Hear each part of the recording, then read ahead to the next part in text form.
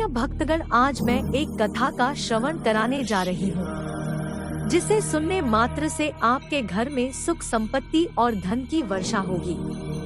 एक बार माता पार्वती और भगवान शिव कैलाश पर्वत पर बैठे थे तो माता पार्वती ने शिवजी से कहा, प्रभु यह पाप का घड़ा क्या होता है और यह कब भरता है, मुझे विस्तार से समझाएं।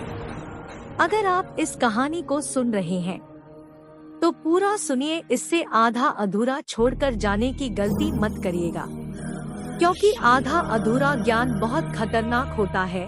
इसलिए इस वीडियो को पूरा सुने। आप शिव का भक्त है तो शिव का अनादर न करें। एक समय की बात है, एक बार एक नास्तिक गांव में बहुत ही भयंकर महामारी फैल गई, जिससे उस गांव में हाहाकार मच गया।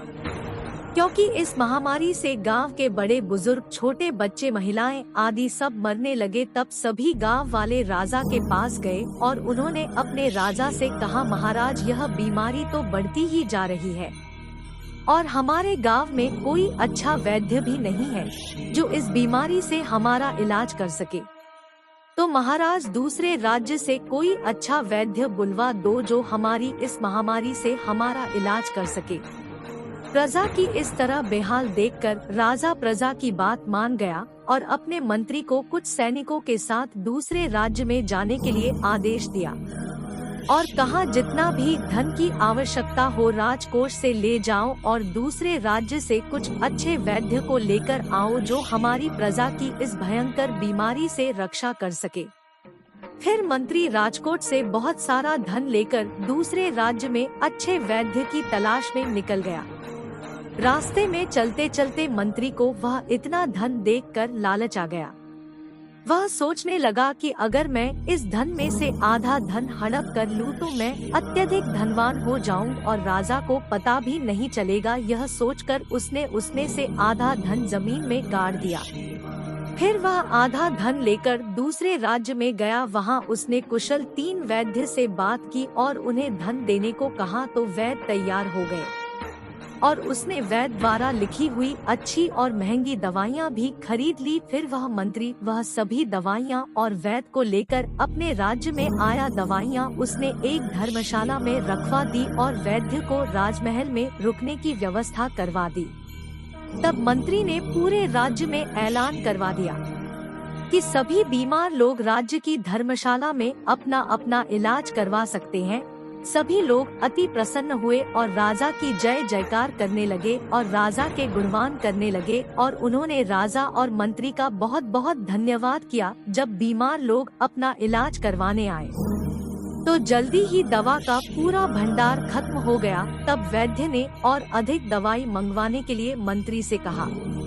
उन्होंने कहा कि आपके राज्य में बीमारी व्यक्तियों का बहुत ज्यादा है, जिससे दवाई का सारा भंडार खत्म हो रहा है। आप अति शीघ्र और दवाइयों का भंडार मंगवा लो, जिससे कि सभी बीमार व्यक्ति जल्दी से ठीक हो जाएं। तब मंत्री ने वैद्य को कहा, आप चिंता मत करो, जल्दी और दवाइयाँ आ जाएंगी। फिर मंत्री सोच में पड़ गया कि क्या किया जाए। मंत्री के मन में तो लालच था, आधा धन तो उसने पहले ही जमीन में गाड़ दिया था। तब उसने लालच में आकर उन दवाइयों के घोल में और पानी मिला दिया, जिससे दवाइयों के बर्तन पानी से भर गए। प्रतीत हो रहा था कि मंत्री ने दूसरे गांव से और अधिक दवा मंगा दी है। जब वैद्य बीमार व्यक्तियों का इलाज करने धर्मशाला में आए तो वह दवाइयों के बर्तनों को भरा देखकर अत्यंत प्रसन्न हुए और उन्होंने राजा और मंत्री की बहुत प्रशंसा की और राजा और मंत्री की जय जयकार के नारे लगने लगे। वैद्य दवा देते रहे। जिसको पहले दवा मिली थी वह जल्दी ठीक हो रहे थे।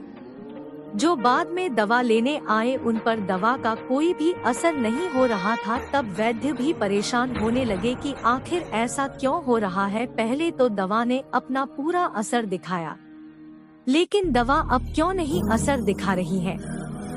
फिर भी वैद्य अपना कार्य करते रहे और मरीज को ठीक करने का आश्वासन देते रहे। एक रात वैद्य जब गहरी नींद में सो रहे थे तो कोई व्यक्ति जोर जोर से वैद्य का दरवाजा पीट रहा था।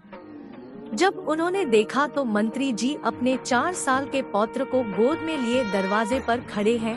तब वैद्य ने मंत्री के पौत्र को लेकर उसका इलाज करना शुरू किया।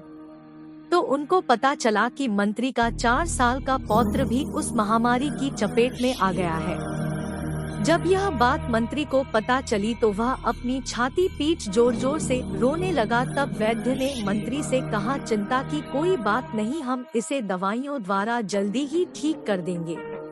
पर मंत्री को तो अपने लालच के बारे में पता ही था कि मैंने तो दवा में पानी मिलाया है, वह कैसे ठीक हो सकता है।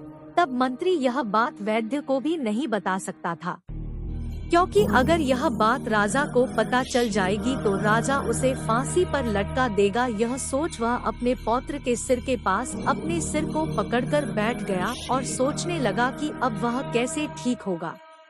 दवा में तो पानी ज्यादा होने के कारण मंत्री का घर का चिराग बुझ गया, अर्थात उसके पौत्र की मृत्यु हो गई, जिस कारण वह मंत्री भी पागल हो गया। और वह और जोर जोर से चिल्ला के कहने लगा कि मैंने इस दवा में पानी मिलाया है।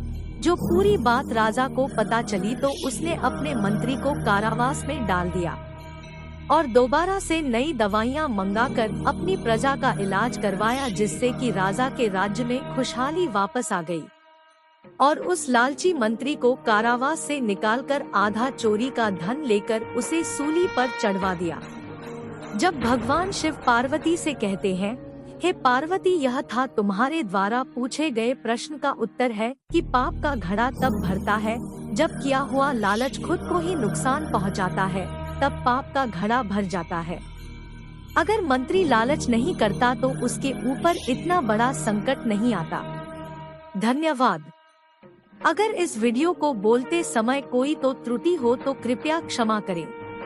अगर आप शिव भक्त हैं तो चैनल को सब्सक्राइब करें।